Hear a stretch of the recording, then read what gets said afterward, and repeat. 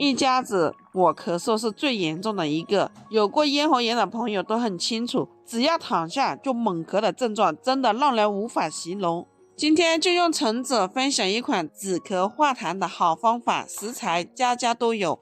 准备一个脐橙，把它切成片，切好的脐橙放入碗里。接着再准备一个苹果，苹果含有大量的镁、硫、铁、铜、碘、锰、锌等微量元素，具有降低胆固醇、改善呼吸系统。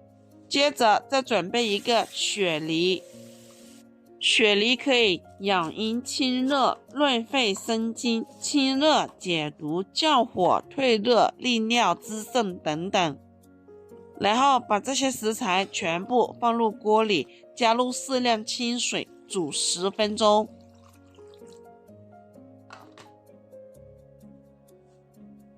时间到了之后，打开盖子，加入一块冰糖，把冰糖煮至融化，就可以盛出来饮用了。这样子煮的苹果茶可以止咳化痰，喜欢的朋友不妨试一下。